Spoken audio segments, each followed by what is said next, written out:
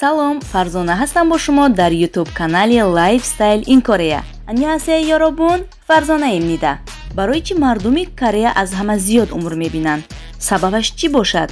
ҳамин савол маро водор сохт ки як барнома оиди ин мавзӯъ пешниҳод намоям ва ин фурсат ҳам расид. Сабабҳои умри дароз дидани кореягиҳо зиёд аст. Аслан умре ки мебинанд, яъне умри миёнаашон средний возраст то 90 аст ва аз 90 зиёд ҳам умр мебинанд, яъне то 100-110. Аз ин бармеояд ки саломатиашон рол бозӣ мекунад.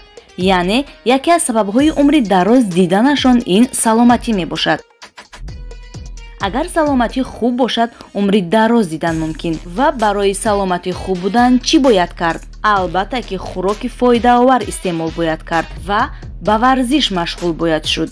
Ана ҳамин сабабҳо боиси дарозумрии кореягиҳо мебошад. Вақте ман бори аввал Корея омадам ва бори аввал хӯрок хӯрдам, бовар кунед хӯрокаш тамоман таъм надошт, мазза надошт, яъне бемазза буд, намак ва равған надошт. Ва ба дӯстони кореягиам гуфтам ки ман чунин хӯрокро хӯрда наметавонам, ба ман намак биёред. Ва дӯстони кореягиам ҳайрон шуданд ва гуфтанд ки хӯрокҳои мо кам намак ва кам равған ҳастанд. Хулас хӯрокҳояшон кам намак ва кам равған аст ва ҳамеша мегӯянд ки намак ба бемории гурда оварда мерасонад ва равған бошад холестеринро зиёд мекунад, оянда ба касалии қанд дучор шудан мумкин. Аз ҳамин сабаб аз равған зиёд парҳез мекунанд. Тухме ки мепазанд, дар сковородкаашон равған тақрибан 3 ё 4 чакла меандозанд. Намак ва равғанро душмани саломатӣ меноманд.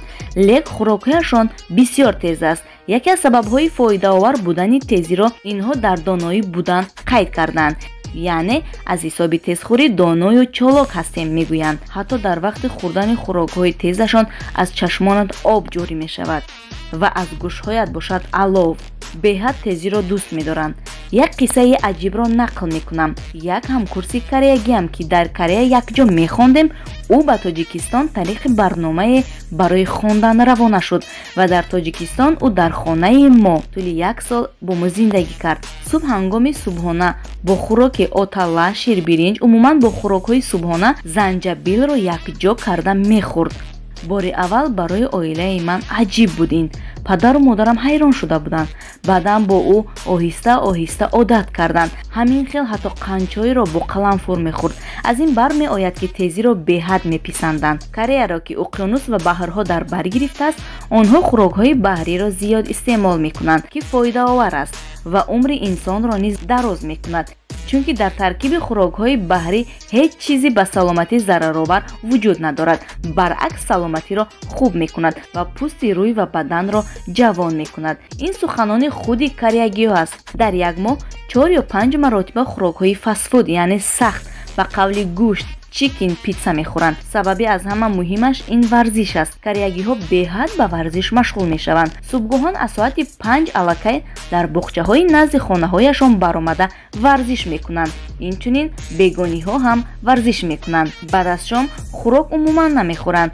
танҳо салат ё мевагӣ истеъмол мекунанду халос. аз сабабе ки кӯҳбароиро зиёд нағз мебинанд, ҳар шанбе ва якшанбе ба кӯҳбароӣ мераванд.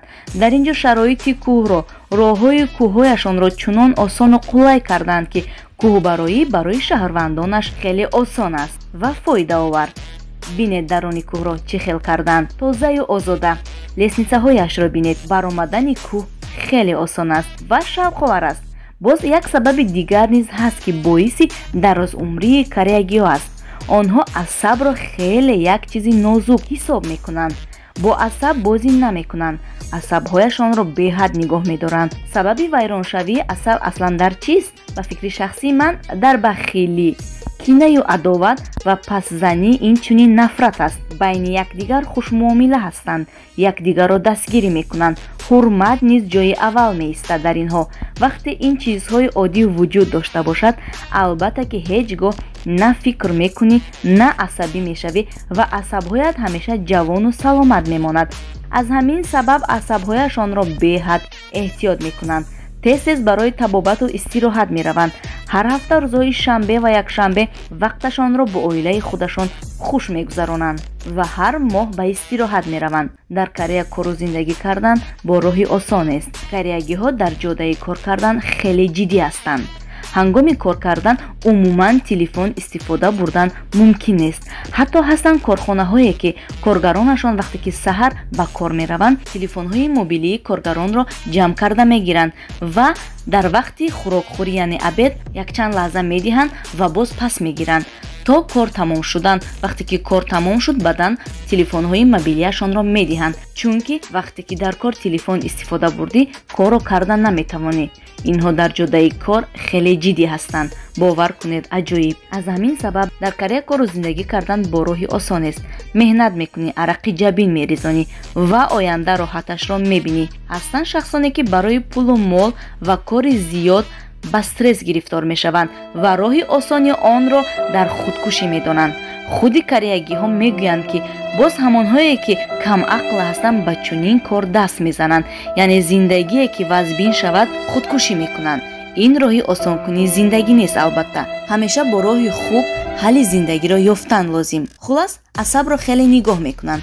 аз ҳамин сабаб асабҳояшон хуб аст. ба варзиш машғул мешаванд, саломатиашон нағз аст ва бо ин роҳ умри дароз мебинанд. пас дӯстони азиз, ба ҳар як мушкилӣ ва нобарории кору зиндагӣ ҳеҷ гоҳ асабӣ нашуда асабҳои худро эҳтиёт кунед. ҳатман ба варзиш ҳам машғул шавед. саломатӣ дар дасти худи мост. саломатиатонро нигоҳ дореду ҳамеша саломату сарбаланд бошед. боқӣ паноҳи худо. ёробун, то маннаё, аньян.